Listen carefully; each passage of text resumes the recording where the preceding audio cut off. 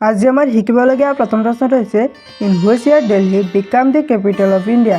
এই প্ৰশ্নটোত সুধিছে কোন চনত দিল্লী ভাৰতৰ ৰাজধানী হৈ পৰিছিল। তোমালোকক চাৰিটা অপশ্যন দিয়া হৈছে। অপশ্যনসমূহৰ ভিতৰত শুদ্ধ উত্তৰটো কি হ'ব? ইয়াৰ ভিতৰত শুদ্ধ উত্তৰটো হ'ব অপশ্যন বি 1911। 1911 চনত দিল্লী ভাৰতৰ ৰাজধানী হৈ পৰিছিল। আমি আহিছোঁ পৰৱৰ্তী প্ৰশ্নটোলৈ। When is national voters day celebrated in India. এই প্ৰশ্নটোত সুধিছে ভাৰতত ৰাষ্ট্ৰীয় ভোটাৰ দিৱস কেতিয়া পালন কৰা হয়। তোমালোকক চাৰিটা অপশ্যন দিয়া হৈছে। অপশ্যনসমূহৰ ভিতৰত শুদ্ধ উত্তৰটো কি হ'ব? ইয়াৰ ভিতৰত শুদ্ধ উত্তৰটো হ'ব অপশ্যন এ 25 জানুৱাৰী। ভাৰতত ৰাষ্ট্ৰীয় ভোটাৰ দিৱস 25 জানুৱাৰী তাৰিখে পালন কৰা হয়। আমি আহিছোঁ পৰৱৰ্তী প্ৰশ্নটোলৈ। Which city in India is known as mini Mumbai. এই প্ৰশ্নটোত সুধিছে ভাৰতৰ কোনখন চহৰক মিনি মুম্বাই বুলি জনা যায়। তোমালোকক চাৰিটা অপশ্যন দিয়া হৈছে। অপশ্যনসমূহৰ ভিতৰত শুদ্ধ উত্তৰটো কি হ'ব?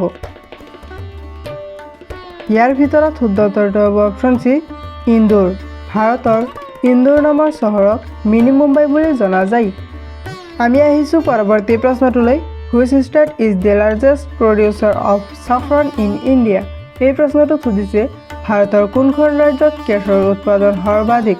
তোমালোকক চাৰিটা অপশ্যন দিয়া হৈছে। অপশ্যনসমূহৰ ভিতৰত শুদ্ধ উত্তৰটো কি হ'ব? ইয়াৰ ভিতৰত শুদ্ধ উত্তৰটো হ'ব option D Jammu and Kashmir. ভাৰতৰ জম্মু আৰু কাশ্মীৰ ৰাজ্যত কেশৰ উৎপাদন সৰ্বাধিক। আমি আহিছোঁ পৰৱৰ্তী প্ৰশ্নটোলৈ। Madhubani painting belongs to which state of India. এই প্ৰশ্নটোত সুধিছে মধুবনী চিত্ৰকলা ভাৰতৰ কোনখন ৰাজ্যৰ। তোমালোকক চাৰিটা অপশ্যন দিয়া হৈছে। অপশ্যনসমূহৰ ভিতৰত শুদ্ধ উত্তৰটো কি হ'ব? ইয়াৰ ভিতৰত শুদ্ধ উত্তৰটো হ'ব অপশ্যন বি বিহাৰ। মধুবনী চিত্ৰকলা ভাৰতৰ বিহাৰ ৰাজ্যৰ। আমি আহিছোঁ পৰৱৰ্তী প্ৰশ্নটোলৈ।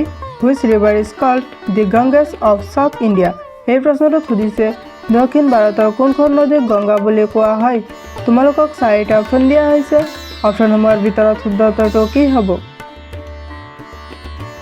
ইয়াৰ ভিতৰত শুদ্ধ উত্তৰটো হ'ব অপশ্যন চি কাবেৰী ৰিভাৰ। দক্ষিণ ভাৰতৰ কাবেৰী নদীক গংগা বুলি কোৱা হয়।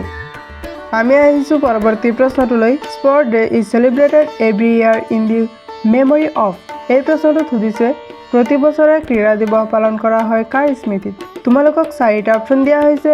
অপশ্যনসমূহৰ ভিতৰত শুদ্ধ উত্তৰটো কি হ'ব?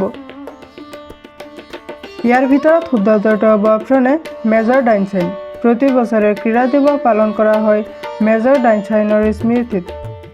আমি আহিছোঁ পৰৱৰ্তী প্ৰশ্নটোলৈ। Which Veda is known as the father of Indian music. এই প্ৰশ্নটোত সুধিছে কোনখন বেদ ভাৰতীয় সংগীতৰ পিতৃ বুলি জনা যায়। তোমালোকক চাৰিটা অপশ্যন দিয়া হৈছে। অপশ্যনসমূহৰ ভিতৰত শুদ্ধ উত্তৰটো কি হ'ব? ইয়াৰ ভিতৰত শুদ্ধ উত্তৰটো হ'ব অপশ্যন চি সামবেদ। সামবেদক ভাৰতীয় সংগীতৰ পিতৃ বুলি জনা যায়। আমি আহিছোঁ পৰৱৰ্তী প্ৰশ্নটোলৈ। Which state is known as the heart of India. এই প্ৰশ্নটোত সুধিছে কোনখন ৰাজ্যক ভাৰতৰ হৃদয় বুলি জনা যায়। তোমালোকক চাৰিটা অপশ্যন দিয়া হৈছে। অপশ্যনসমূহৰ ভিতৰত শুদ্ধ উত্তৰটো কি হ'ব?